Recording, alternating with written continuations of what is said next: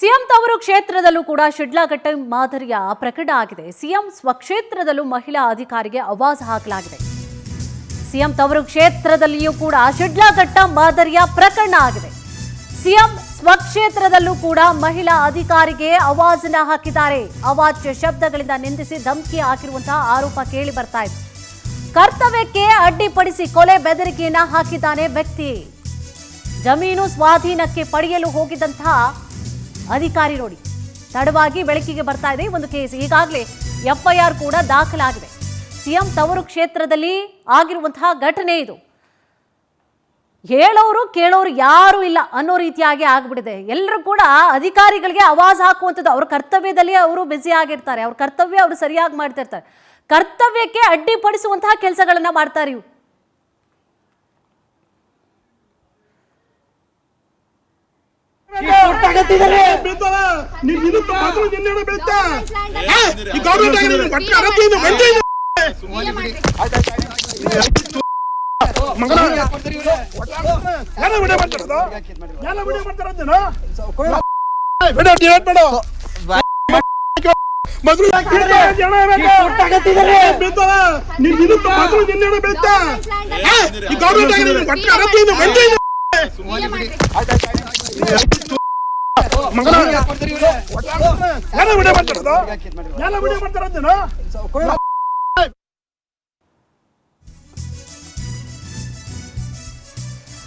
ಜಮೀನು ಪರಿಶೀಲನೆಗೆ ಅಂತ ಹೇಳಿ ತೆರಳಿರ್ತಾರೆ.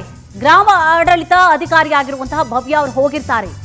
ಗ್ರಾಮ ಸಹಾಯಕ ನವೀನ್ ಕುಮಾರ್ ಎಂಬುವವರಿಗೆ ಆವಾಜ್ ಹಾಕಲಾಗಿದೆ. ವರುಣ ಹೋಬಳಿ ಗುಡಮಾದನಹಳ್ಳಿ ನಿವಾಸಿಯಾಗಿದ್ದಾರೆ ಪುಟ್ಟಸ್ವಾಮಿ. ಅಧಿಕಾರಿಗೆ ಧಮಕಿ ಹಾಕಿ ಕೊಲೆ ಬೆದರಿಕೆಯನ್ನ ಹಾಕಿರುವಂತಹ ದೃಶ್ಯ ಸರಿಯಾಗಿದೆ. ಬಲವಂತವಾಗಿ ಮೊಬೈಲ್ ಅನ್ನ ಕೂಡ ಕಿತ್ಕೊಂಡು ವಿಡಿಯೋವನ್ನ ಡಿಲೀಟ್ ಮಾಡಲಾಗಿರುತ್ತೆ. ಧಮಕಿ ಹಾಕಿದಂತಹ ವ್ಯಕ್ತಿ ಪುಟ್ಟಸ್ವಾಮಿ ವಿರುದ್ಧವಾಗಿ ಎಫ್ಐಆರ್ ದಾಖಲಾಗಿದೆ. ಮೈಸೂರು ಗ್ರಾಮಾಂತರ ಠಾಣೆಯಲ್ಲಿ ಎಫ್ಐಆರ್ ಕೂಡ ದಾಖಲಾಗಿದೆ. ನೀವು ಕೂಡ ದೃಶ್ಯಾವಳಿಯಲ್ಲಿ ಗಮನಿಸಿದ್ರಿ. ಪುಟ್ಟಸ್ವಾಮಿ ಅನ್ನುವಂತಹ ವ್ಯಕ್ತಿ ನೋಡಿ ಅವ್ರ ಕೆಲಸ ಅವರು ಮಾಡ್ತಾ ಇರ್ತಾರೆ.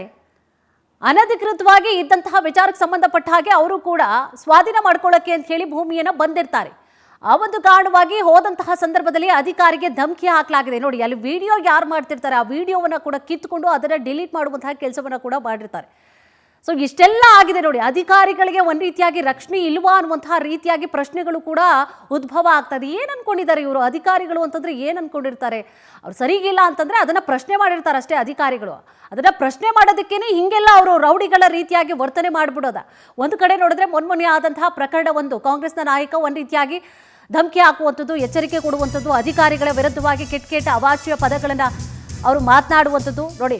ಅನಧಿಕೃತವಾಗಿ ಅಡಕೆ ತೋಟವನ್ನ ನಿರ್ಮಾಣ ಮಾಡ್ಕೊಂಡಿರ್ತಾರೆ ಪುಟ್ಟಸ್ವಾಮಿ. ಅವ್ರ ಕೆಲಸ ಅವ್ರು ಮಾಡ್ಲಿಕ್ಕೆ ಹೋಗಿದ್ದಾರೆ, ಅನಧಿಕೃತ ಅದು. ಸೊ ಅಲ್ಲಿ ತೋಟ ಮಾಡ್ಕೊಂಡಿರ್ತಾರೆ. ಅದೇನ್ ಮಾಡ್ಕೊಳ್ತಾರೆ? ದಿಢೀರ್ ಪ್ರತ್ಯಕ್ಷವಾದಂತಹ ಪುಟ್ಟಸ್ವಾಮಿ ಅಧಿಕಾರಿಗಳ ಮೇಲೆ ಆಕ್ರೋಶವನ್ನ ಹೊರಹಾಕ್ತಾನೆ. ಯಾರನ್ನ ಕೇಳಿ ಆಸ್ಪತ್ರೆಗೆ ಜಮೀನು ಮಂಜೂರು ಮಾಡಿದ್ದೀರಿ? ಮೊದಲು ತಹಶೀಲ್ದಾರ್ ತಲೆ ತೆಗಿಬೇಕು, ಕೊಂದು ಹಾಕ್ತೀನಿ ನೋಡಿ. ಅವ್ರು ಬಳಸಿರುವಂತಹ ಪದಗಳನ್ನ ಗಮನಿಸಿ ನೀವು. ತಲೆ ತೆಗಿಬೇಕಂತೆ, ಕೊಂದು ಹಾಕ್ತಾರಂತೆ. ನಿನ್ನನ್ನ ಇಲ್ಲಿಯೇ ಕೊಂದು ಹಾಕ್ತೀನಿ ಅಂತ ಕೊಲೆ ಬೆದರಿಕೆಯನ್ನ ಮಾಡಲಾಗಿದೆ. ಮಹಿಳಾ ಅಧಿಕಾರಿ ಭವ್ಯ ವಿರುದ್ಧವಾಗಿ ಅವಾಚ್ಯ ಶಬ್ದಗಳಿಂದ ನಿಂದನೆ ಮಾಡಲಾಗಿದೆ. ದೃಶ್ಯ ಚಿತ್ರೀಕರಣ ಮಾಡ್ತಾ ಇದ್ದಂತಹ ಗ್ರಾಮ ಸಹಾಯಕ ನವೀನ್ಗೂ ಕೂಡ ಬೆದರಿಕೆಯನ್ನ ಹಾಕಲಾಗಿದೆ. ತಲೆ ತೆಗಿತೀನಿ, ಕೊಂದಾಗ್ತೀನಿ. ಏನ್ರಿ ಇದು ಮಾತುಗಳು? ಅಧಿಕಾರಿಗಳಿಗೆ ಮಾತನಾಡುವಂಥದ್ದಾ ಇದು?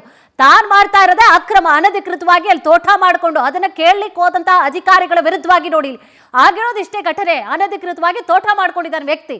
ಹೆಂಗ್ರಿ ಮಾಡ್ಕೊಳ್ತೀರಾ ಅಂತ ಪ್ರಶ್ನೆ ಮಾಡ್ಲಿಕ್ಕೆ ಹೋಗಿದ್ದಾರೆ. ಅದನ್ನ ವಶಪಡಿಸಿಕೊಳ್ಳಿಕ್ಕೆ ಅಂತ ಹೇಳಿ ಅಧಿಕಾರಿಗಳು ಹೋದಂತಹ ಸಂದರ್ಭದಲ್ಲಿ ಆವಾಜ್ ಹಾಕಿದ್ದಾನೆ ಈ ವ್ಯಕ್ತಿ ಪುಟ್ಟಸ್ವಾಮಿ. ತಲೆ ತೆಗಿತೇನಂತೆ, ಕೊಲೆ ಮಾಡ್ತಾನಂತೆ. ಮೊಬೈಲ್ ಅಲ್ಲಿ ಚಿತ್ರೀಕರಣ ಮಾಡ್ತಾ ಇದ್ರಲ್ಲ ಅಧಿಕಾರಿಗಳು, ಅಲ್ಲಿ ಸ್ಥಳಕ್ಕೆ ಹೋದಂತಹ ಸಂದರ್ಭದಲ್ಲಿ ಚಿತ್ರೀಕರಣ ಮಾಡ್ಕೊಳ್ತಾರೆ. ಏನಾಯ್ತು ಅನ್ನುವಂತಹ ಸಂಬಂಧವಾಗಿ ಚಿತ್ರೀಕರಣ ಮಾಡ್ಕೊಳ್ತಾರೆ. ಆ ಸಂದರ್ಭದಲ್ಲಿ ನೋಡಿ ಈತ ಆಡಿರುವಂತಹ ರೀತಿ ಮೊಬೈಲ್ ಅನ್ನ ಕಿತ್ಕೊಂಡು ವಿಡಿಯೋವನ್ನ ಡಿಲೀಟ್ ಮಾಡಿದಾನೆ ಪುಟ್ಟಸ್ವಾಮಿ. ನಿಮಾನ್ಸ್ ಮಾದರಿ ಆಸ್ಪತ್ರೆಗೆ ಜಮೀನು ಅಲಾಟ್ ಆಗಿರುತ್ತೆ. ಗುಡಮಾದನಹಳ್ಳಿಯಲ್ಲಿ ಜಮೀನು ಅಲಾಟ್ಮೆಂಟ್ ಆಗಿರುತ್ತೆ. ಸರ್ವೆ ನಂಬರ್ 8ರಲ್ಲಿ 5 ಎಕರೆ 5 ಗುಂಟೆ, ಸರ್ವೆ ನಂಬರ್ 60ರಲ್ಲಿ 6.10 ಎಕರೆ, ಸರ್ವೆ ನಂಬರ್ 68ರಲ್ಲಿ 8.25 ಎಕರೆ ಸೇರಿದಂತೆ ಒಟ್ಟು 20 ಎಕರೆ ಜಾಗ ಮೀಸಲಾಗಿ ಇಡಲಾಗಿರುತ್ತೆ. ಇದು ಸಿಎಂ ಸಿದ್ದರಾಮಯ್ಯ ಅವರ ಕನಸಿನ ಯೋಜನೆ ಆಗಿರುತ್ತೆ. ಜಮೀನು ಪರಿಶೀಲನೆಗೆ ಅಂತ ಹೇಳಿ ಅಧಿಕಾರಿ ಹೋದಂತಹ ಸಂದರ್ಭದಲ್ಲಿ ಅಲ್ಲಿ ತೋಟ ಮಾಡ್ಕೊಂಡಿರ್ತಾನೆ ವ್ಯಕ್ತಿ, ತೋಟ ಮಾಡ್ಕೊಂಡಿರ್ತಾನೆ. ಸೊ ಇದನ್ನ ಪ್ರಶ್ನೆ ಮಾಡ್ತಾರೆ ಅಧಿಕಾರಿಗಳು. ಪ್ರಶ್ನೆ ಮಾಡಿದಂತಹ ಸಂದರ್ಭದಲ್ಲಿ ಒಳ್ಳೆ ಗೂಂಡಾ ರೀತಿಯಾಗಿ ವರ್ತನೆ ಮಾಡಿದ್ದಾನೆ ಪುಟ್ಟಸ್ವಾಮಿ. ಇದೇ ವಿಚಾರ ಸಂಬಂಧವಾಗಿ ಹೆಚ್ಚಿನ ಡೀಟೇಲ್ಸ್ ಅನ್ನ ಕೂಡ ನೀಡ್ತಾ ಹೋಗ್ತಾರೆ ನಮ್ಮ ಪ್ರತಿನಿಧಿ ಪ್ರೇಮ್ ಕುಮಾರ್. ಎಸ್ ಪ್ರೇಮ್ ಕುಮಾರ್, ಏನಾಯ್ತು ಘಟನೆ ಅಂತ ಹೇಳಿ, ಈತನ ವಿರುದ್ಧವಾಗಿ FIR ಆಗಿದೆಯಾ, ಅರೆಸ್ಟ್ ಮಾಡಿದ್ರೆ, ಏನಿದೆ ಕಂಪ್ಲೀಟ್ ಮಾಹಿತಿ? ಕುಸುಮ, ಏನು ಇತ್ತೀಚಿನ ದಿನಗಳಲ್ಲಿ ಅಧಿಕಾರಿಗಳ ಮೇಲೆ ದೌರ್ಜನ್ಯಗಳು ಹೆಚ್ಚಾಗ್ತಾ ಇದೆ, ಬೈಗುಳಗಳು ಅವಾಚ್ಯ ಶಬ್ದಗಳಿಂದ ನಿಂದನೆಗೆ ಕೂಡ ಸರ್ಕಾರಿ ಅಧಿಕಾರಿಗಳು ಒಳಗಾಗ್ತಾ ಇರುವಂತದ್ದು. ಅದಕ್ಕೆ ಪೂರಕವಾಗಿ ಇಂದು ಸಿಎಂ ತವರು ಕ್ಷೇತ್ರ ಅಂದ್ರೆ ಸಿಎಂ ಅವರು ಸ್ಪರ್ಧೆ ಮಾಡಿ ಗೆದ್ದಿರುವಂತಹ ವರ್ಣ ಹೋಬಳಿಯಲ್ಲೇ ಕೂಡ ಇಂತಹದೊಂದು ಘಟನೆ ನಡೆದಿರುವಂತದ್ದು.